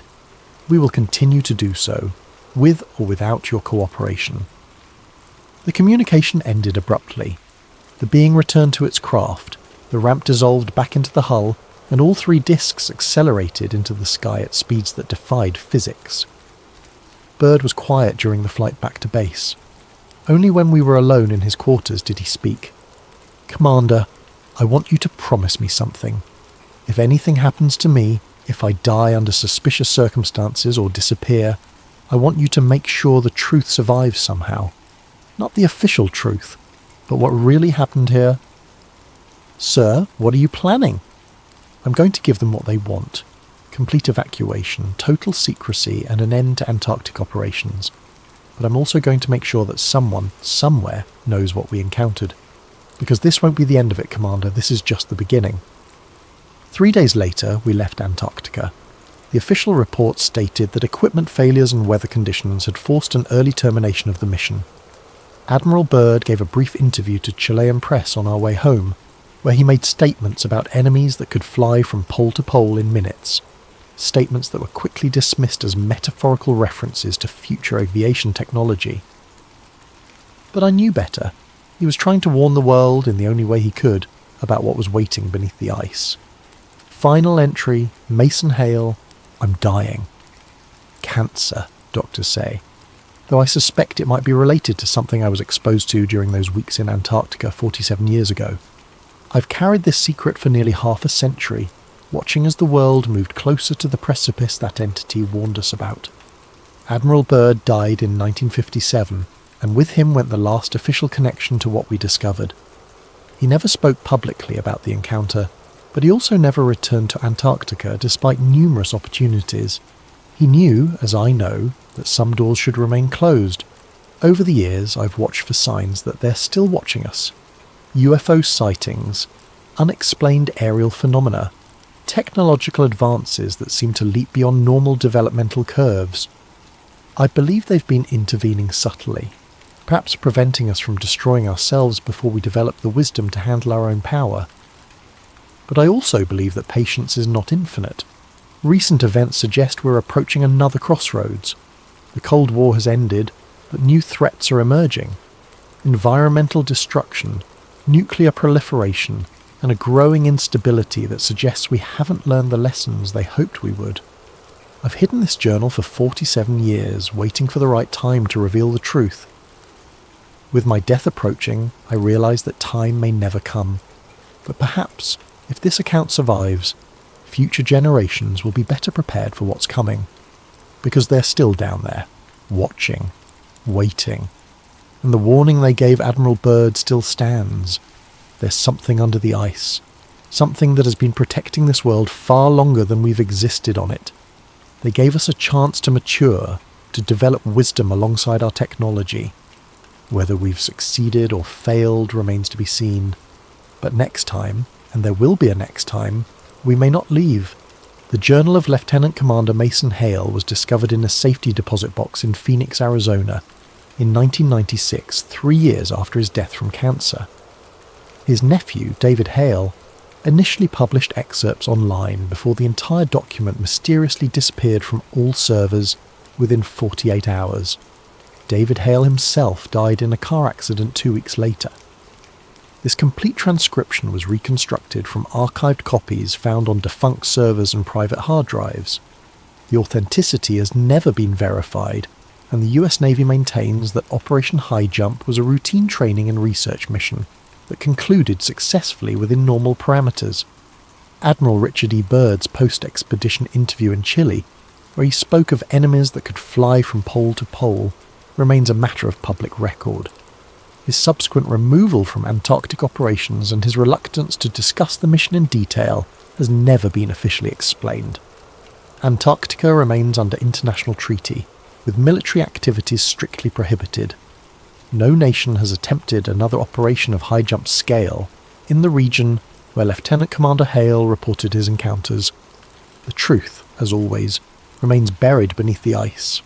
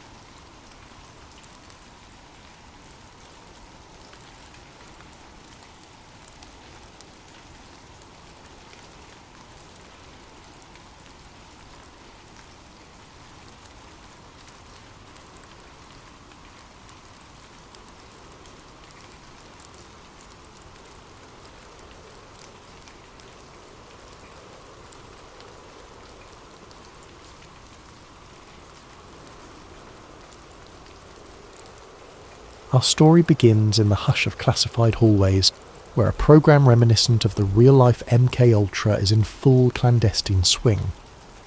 The term MK Ultra once dominated whispered conversations about CIA-led experiments in mind control during the 1950s through the 1970s.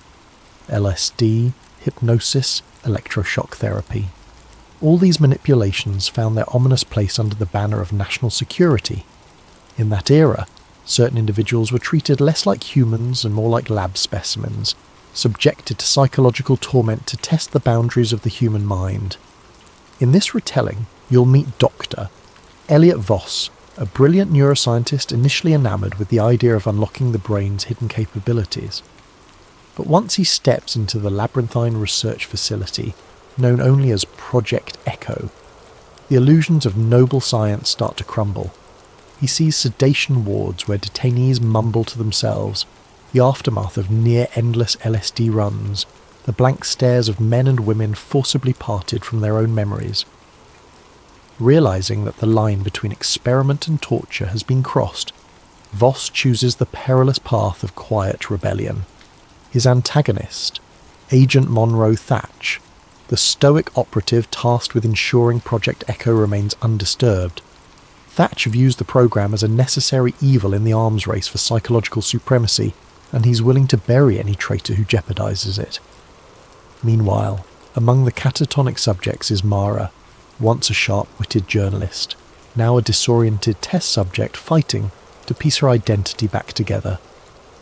With Voss's help, she might just reclaim her mind and bring the truth to light.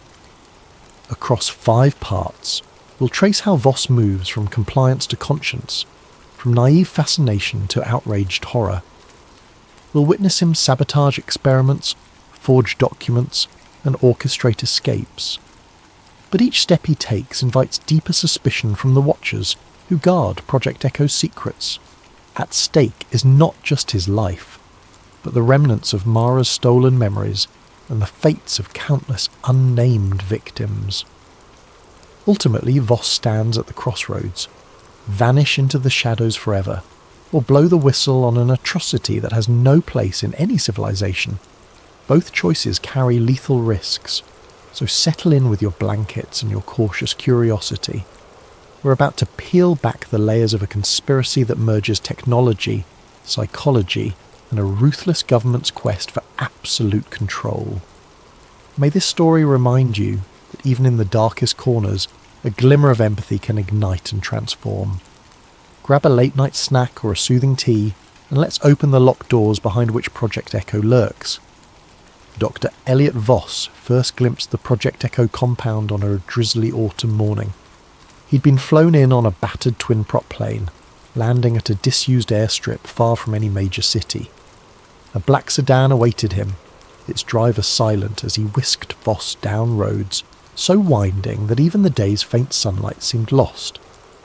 At last, the car halted before a nondescript concrete building fenced by barbed wire, security cameras angled on every approach.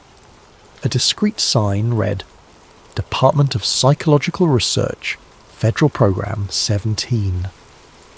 But the rumour mill called it something else. A black site where boundaries of science and morality dissolved in the name of defence. Once inside, Voss was greeted by a perfunctory handshake from Agent Monroe Thatch, an older man with close-cropped grey hair and a near-permanent scowl. "Welcome to Echo," he said, voice devoid of warmth. "Your credentials speak volumes, Doctor. We trust you'll find your calling here." Voss forced a polite nod. Months earlier, he'd been approached by government contacts praising his neurology research, claiming they needed innovative strategies for advanced interrogation and memory therapy. Even then, he'd sensed the undercurrent of something sinister, yet his curiosity and a sense of patriotic duty had led him to accept. Perhaps too eagerly, he now thought. They stepped into an elevator that sank deep underground, well below the building's official levels.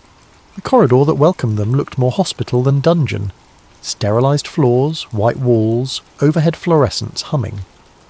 But as they proceeded, Voss spotted armed guards at certain doorways, and the tension in the air was palpable. Thatch introduced him to a small cluster of lab-coated staff, who each nodded in clipped greetings. The orientation took the form of a restricted briefing. Project Echo was studying the interface between psychoactive substances and forced conditioning techniques. On the surface, they used the language of legitimate research, personality reformation, deep memory reprogramming. But as Voss scanned the faces of these staffers, he saw flickers of discomfort in some, while others seemed unnervingly at ease with such manipulations. Agents in suits hovered at the edges, ensuring no one forgot that everything was both top secret and mandatory. Before long, Thatch ushered Voss into a conference room. A dull projector displayed slides, images of men in straitjackets, eyes wide with confusion, graphs charting sedation levels for cooperative compliance. This was the first explicit hint that the subjects here were not volunteers. "We have various populations," Thatch said matter-of-factly. "Some from prisons, some who can't be officially recognised as detainees, subversives, potential traitors, or undesirables. We measure responses to LSD variants, isolation stints, hypnotic triggers." Each phrase rang alarm bells in Voss's conscience. Voss tried to keep his expression neutral. "And my role?" he asked. "How do I fit into the existing protocols?" Thatch tapped the slides. "We need your expertise to refine the memory disruption procedures. Our prior staff had trouble achieving stable amnesia in certain subjects. We want them to forget everything or reshape their personalities entirely. You are, from your academic work, well versed in neural plasticity, yes?" Swallowing a surge of unease, Voss nodded. Indeed, he'd studied how neural pathways could be altered or overwritten, but never had he imagined applying this knowledge in forced experiments. He recalled the hopeful dream he once held, curing PTSD or reversing degenerative conditions. This was the polar opposite, weaponizing the brain's malleability. After the briefing, a short tour followed. Thatch escorted him through labyrinthine halls where observation windows peered into small windowless rooms. In one, a woman lay strapped to a table, an IV drip in her arm. "She's on the new LSD compound," a passing technician murmured. "Round-the-clock infusion for 3 days now. We're observing the break in her sense of time." Voss's stomach churned. The woman's vacant gaze signalled mental devastation. Indeed, her identity, her sense of reality, was being shredded systematically. They continued to a sealed chamber. Through the one-way glass, Voss saw a figure in a corner, rocking back and forth, muttering a phrase. A guard whispered that this man repeated the phrase, "I am safe, I am safe," for 72 hours under forced wakefulness. The staff measured at which point the mind caved. Voss felt his hand tremble on the doorknob. This was beyond any ethical boundary he knew. The final stop was a small lab assigned to Voss. Tidy. State-of-the-art machinery for EEG scans, chemical mixers and sedation equipment lined the counters. "Your workspace," Thatch said. "You'll liaise with lead researcher Dr. Klein on the next steps. Our aim, refine memory erasures so the subject retains basic function but loses prior allegiances. Field operable assets, so to speak." He gave Voss a near smile, vile in its sincerity. After Thatch left, Voss sank into the lone office chair. He exhaled shakily. This was a realm of nightmares turned real, the hushed side of psyops he'd only read about in declassified rumours. Could he back out now? The door to the corridor was locked from the outside. Even if it wasn't, the entire facility was under watch. He was effectively a captive too, albeit a well-treated one. In that moment, part of Voss wanted to sabotage everything. Another part rationalised. If he left, they'd find a less scrupulous doctor. He might at least mitigate harm from within.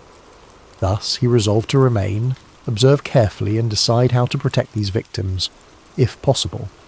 He sensed that playing along for now was the only immediate recourse, but his heart hammered with the realisation that each day in Project Echo threatened to stain his conscience forever. Thus began his first evening. After an oppressive dinner in a staff cafeteria where conversation was stifled by suspicion, Voss retired to a Spartan dorm room. He stared at the overhead light, mind replaying the images of hollow-eyed subjects. He opened a small notebook, writing, "Day 1 at Echo. Real, or is it a waking nightmare?" He paused, pen trembling, then added, "I must help them. I can't be complicit in this horror." The vow took shape in those lines, a vow that would soon pit him against the entire apparatus and dangerously close to losing his own mind in the process. Over the ensuing weeks, Dr. Elliot Voss settled into a grim routine. By day, he wore a veneer of compliance. He joined team meetings, contributed to progress updates, and delivered mild improvements to the sedation protocols. By evening, he returned to his dorm, scrawling private notes in code about each subject he encountered. He'd never explicitly told himself he was building evidence for a leak, yet the thought loomed.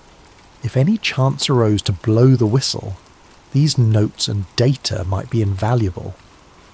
One of the earliest glimpses of his moral rebellion emerged in the sedation labs. He discovered that a single LSD variant caused catastrophic neural collapse in half the test subjects. The lead researcher, Dr. Klein, considered that a necessary risk, but Voss quietly replaced that batch with a milder compound during an overnight supply swap.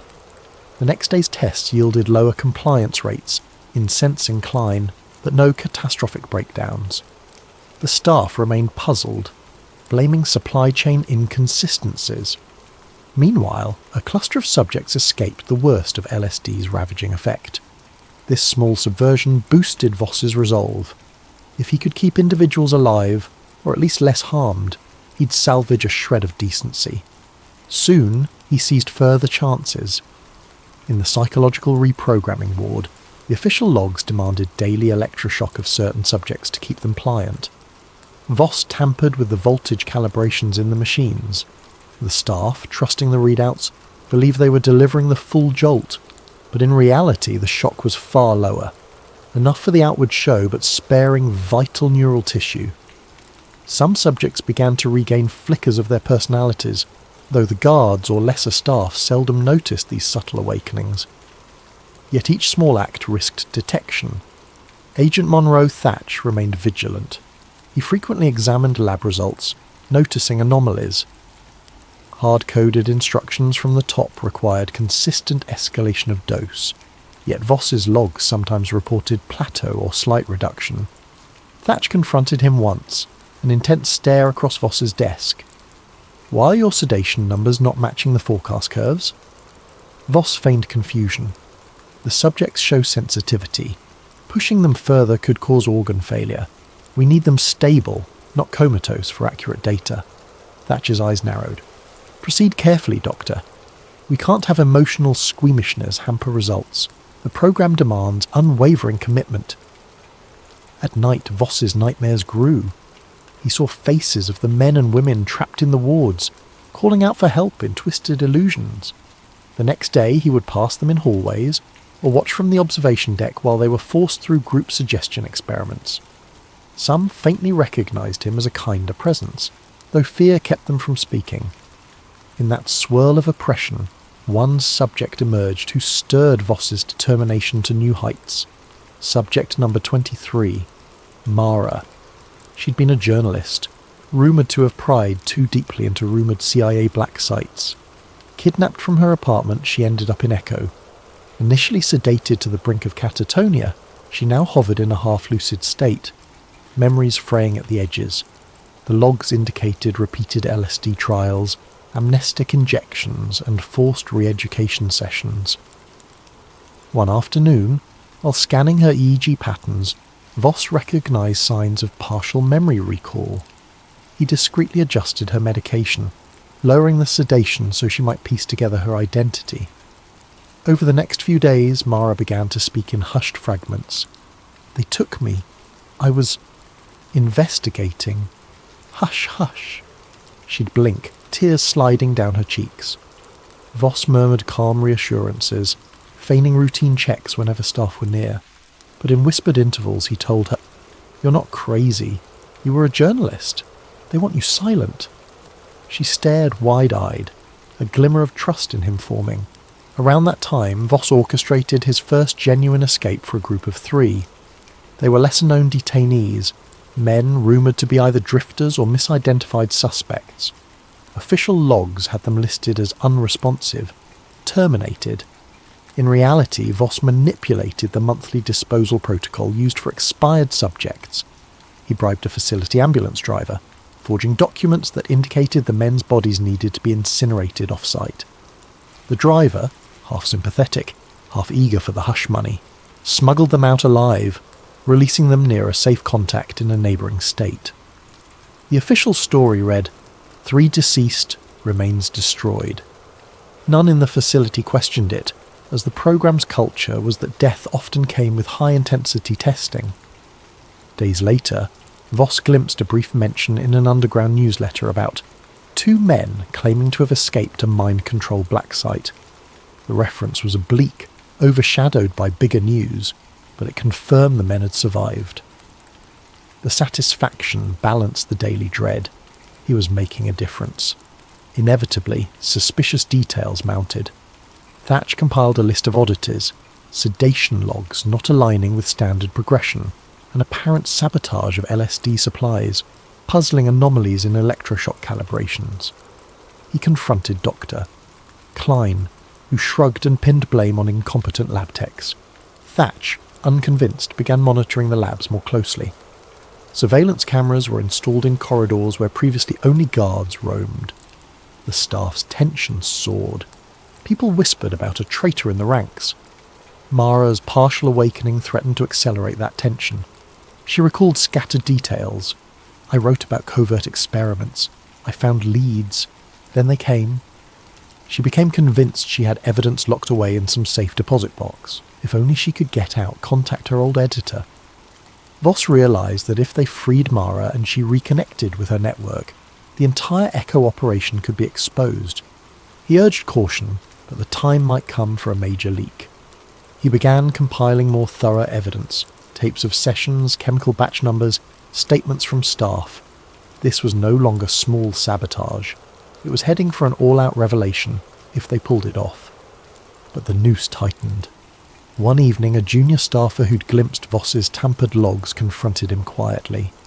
"Doctor, I know you're altering the dosage records. If they discover it, we're done. I can't lose my job." Fear emanated from the staffer's eyes. Voss tried to reassure him, claiming it was only calibrations to ensure stable data. The staffer seemed partly convinced, yet the whisper that a traitor existed was out. Faced with the inevitability that Thatch would soon piece it all together, Voss concluded they had to act soon. He told Mara, "When I trigger your final sedation test tomorrow, it'll be a ruse. We'll fake your body as deceased. If all goes well, I'll place you on the same disposal run that I used before. You must get out, find a journalist or safe contact, and blow the lid off Project Echo. That's the only way to stop them from hunting me or recapturing you." Mara, trembling, agreed. Her memories, though incomplete, burned with enough clarity to know that once outside she could expose everything, including the role of powerful officials. Thus the quiet revolt escalated into a plan for a full-blown leak. Voss spent a sleepless night forging documents, labelling Mara's condition as terminal adverse LSD reaction. A single slip, a single suspicious guard, and it would fail. He prayed that luck or justice would be on their side. The next day, under the fluorescent hum of the sedation ward, he prepared the final dose for Mara. If all went to plan, it would appear lethal to those who glanced at the monitors. If not, they'd both pay with their lives. The morning air in the sedation ward felt stale, as if all the walls exhaled dread. Dr. Elliot Voss had planned Mara's final sedation meticulously. He'd prepared a specialised injection that would mimic the vital signs of death for about an hour, just enough time for her to pass official checks. He also had the help of a sympathetic nurse, quietly convinced these subjects were being tortured rather than treated. The nurse would sign the forged death certificate, then assist in transferring Mara to the disposal route. Agent Monroe Thatch, always on the prowl, decided to personally oversee the sedation ward's operations that day. Perhaps the intensifying rumours spurred him to watch for sabotage. At 8 a.m. he strode in, nodding curtly at staff. Voss's pulse pounded. If Thatch insisted on verifying each injection or examining the body, the entire plan might collapse. In a stroke of fortune, a separate incident across the facility demanded Thatcher's immediate attention. A subject in the LSD reconditioning chamber had violently lashed out, injuring a technician. Alarms blared. Thatch barked an apology to Voss. "Carry on without me," then rushed off. Voss allowed himself a momentary breath of relief. With the path cleared, Voss proceeded. He found Mara lying on a gurney in a semi-daze, the sedation regimen intentionally minimal these past few days. She locked eyes with him, and in that silent exchange he sensed her fear and determination. "This is it," he whispered. "Once the injection takes hold, you'll appear in a comatose or near-death state. The nurse will record your final breath." Mara nodded, voice shaky. "What if I don't wake up? Or if they discover the ruse?" Voss swallowed. "We have no alternative. Trust me." He administered the injection, then monitored her vitals. Within minutes, Mara's heartbeat slowed to an almost imperceptible rate, her respiration dropping to faint levels. She looked disturbingly lifeless, though a doctor examining closely might sense the subtle difference. The nurse hovered by Voss's side, forging the official time of death. Deceased, subject number 23, LSD-induced catatonia and systemic shock, the chart read. Mara was wheeled to the body disposal unit, a euphemism for the corridor leading to the incinerator. There, a gurney waited to be rolled inside. The staff who typically oversaw this station were accustomed to treating each body as just another casualty in the programme's pursuit of progress. Voss told them, "She's gone. The logs are signed." They glanced at the form, nodded. No further questions. It stung him that human life had become so trivial here. But in their numb acceptance lay an advantage. None suspected deception. A short while later, a security alarm beeped at the disposal gate. An ambulance was inbound to handle off-site incineration for multiple bodies that had piled up. One of them was Mara. This was the route Voss had used before to free detainees. He parted from the nurse with a subtle nod, hoping to see Mara again, but uncertain. The plan demanded that once out, she find the safe contact, blow the whistle, and vanish. Voss felt both terror and hope swirling in his chest as the ambulance rolled out of the facility gates. But fate had a twist. Within an hour, Agent Thatch returned to Voss's lab. The earlier incident was resolved, yet Thatch's mood bristled with suspicion. He asked, "So, Doctor?" "Voss, I see you had a death this morning. Another LSD complication?" Voss feigned sorrow. "Yes, subject number 23. She'd been on advanced trials." The data spiked unpredictably. She passed quickly. Thatcher's gaze drilled into him. "I find it odd.